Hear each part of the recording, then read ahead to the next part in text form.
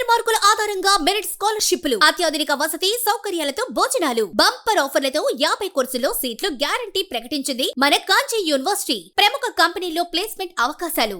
ఇంకెందుకు ఆలస్యం? వెబ్సైట్ ని సందర్శించండి. వివరాల కోసం నంబర్లకు కాల్ చేయండి. ఇవాళ హర్కాల వేణుగోపాలరావు గారు ముందు మాట్లాడుతా అంటే, ఎందుకంటే వారిని ఆపింది ఎందుకంటే మనం ఇక్కడ మాట్లాడిన మాటలు ముఖ్యమంత్రి గారికి చేరవేసేందుకు ఇవాళ బ్రాహ్మణులకు ప్రభుత్వానికి వారధిగా ఇవాళ హర్కాల వేణుగోపాలరావు గారు ఇక్కడ ఉన్నారు.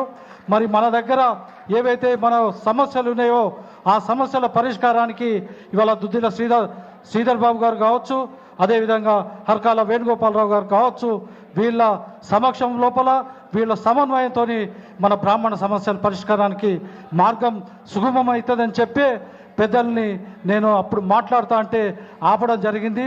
దయచేసి పెద్ద మనసుతో మన్నించాల్సిందిగా మనవి చేసుకుంటూ, ఇవాళ బ్రాహ్మణ సంక్షేమ పరిషత్ పెట్టిన తర్వాత ఎంతో కొంత ఏనాడు కూడా బ్రాహ్మణులకు ప్రభుత్వ సహకారం కానీ ప్రభుత్వ సంక్షేమ పథకాలు కానీ అందని సందర్భం లోపల బ్రాహ్మణ సంక్షేమ పరిషత్ పెట్టిన తర్వాత ఇవాళ బ్రాహ్మణులకు ఓవర్సీస్ వివేకానంద ఓవర్సీస్ ద్వారా కావచ్చు, అదేవిధంగా బెస్ట్ స్కీమ్ ద్వారా కావచ్చు, అదేవిధంగా వేద పాఠశాలకు కావచ్చు, అదేవిధంగా వేద మూర్తులకు కావచ్చు గ్రాంట్ కింద ఇచ్చినటువంటి సందర్భాలు ఇవాళ ఎన్నో చోటు చేసుకున్నాయి. మరి దాన్ని ఇమీడియట్గా మళ్ళీ రీకాన్స్టిట్యూట్ చేసి దానికి ఒక పాలక వర్గాన్ని వేసినట్లే ఏదుంటే మొన్ననే శ్రీధర్ బాబు గారి సహకారంతో హర్కాల వేణుగోపాల్ గారి సారథ్యం లోపల ముఖ్యమంత్రి గారి ఆశీస్సులతోటి దాదాపు ఒక 35 కోట్లు రిలీజ్ చేసుకుంటే ఇవాళ దేశ విదేశాలలో చదువుకుంటున్నటువంటి మన బ్రాహ్మణ విద్యార్థులకు కొంత రిలీఫ్ ఏర్పడ్డది. ఇంకొక 35 నుంచి 40 కోట్లు మీరు సమకూరిస్తే మేము పాత బాకీలను క్లియర్ చేసుకునే వెసులుబాటు ఉంటుంది. మేము పాత గవర్నమెంట్లో ఉన్నప్పుడు మేము ఆఫర్ లెటర్స్ ఇచ్చి అవి పూర్తి కావాలంటే ఇంకొక 35 నుంచి 40 కోట్లు రిలీజ్ చేస్తే పాతది కంప్లీట్ అవుతుంది సత్యం గారు. మళ్ళీ కొత్తది చేయాలంటే మళ్ళీ మొదటికి రావాల్సిన పరిస్థితి ఉంది. కనుక ఈ విషయం లోపల మీరందరూ కూడా దయచేసి సహకరించండి. మన మీద నమ్మకం కొద్దీ, మన ప్రభుత్వం మీద ఉన్నటువంటి నమ్మకం కొద్దీ ఇవాళ దేశం లోపల పోయి పాపం మన పిల్లలు అవస్థలు పడుతున్నారు. అవస్థలు తీరాలంటే మీరు దయచేసి ముఖ్యమంత్రి గారికి చెప్పి ఇవాళ ఇంకొక 35 కోట్లు రిలీజ్ అయితే పాత బాకీలన్నీ మనకి క్లియర్ అవుతాయి. మళ్ళీ కొత్తగా ఇంటర్వ్యూస్ పెట్టుకునే వెసులుబాటు ఉంటుంది. ఇంకొక విషయం, వేణుగోపాలన్న గారు ఒక భద్రకాళి శేషన్న ముందట కోపం కొద్ది చూస్తున్నాడు. గతం లోపల ఈ తెలంగాణ రాష్ట్రం లోపల ఒక ఉద్యమం జరిగింది, అనువంశిక వంశపార్యపరంగా అర్చకుల కోసం అని చెప్పి ఉద్యమం జరిగింది. ఇక్కడ అమలు చేయలేదు గతంలో ఉన్నటువంటి కేసీఆర్ గారు. జగన్మోహన్ రెడ్డి ఏపీ లోపల దాన్ని అమలు చేశారు.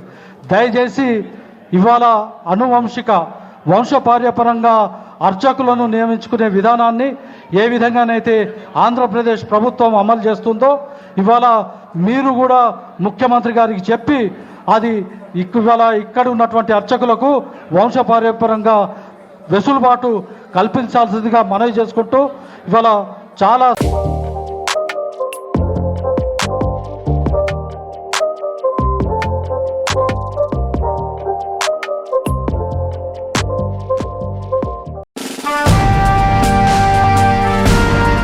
దేశ రాజకీయాలను ఏలిన మన నాయకులు,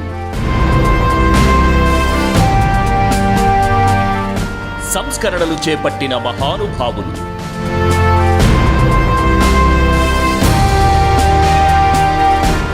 ఆర్థిక పరిస్థితులను అంచనా వేసిన అపర చాణక్యులు,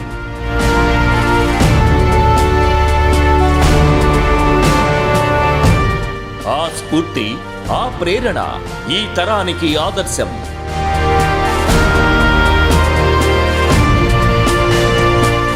సమస్యలపై పోరాటం చేస్తూ దూసుకుపోతున్న ప్రతినిధులు, అన్ని వర్గాల వారితో మమేకమవుతున్న మన వాళ్ళు, ప్రజా ప్రతినిధులుగా ఎదుగుతూ రోల్ మోడల్గా నిలుస్తున్న యువనేతలు, మన లీడర్ మీ AB6 న్యూస్లో ప్రత్యేకం.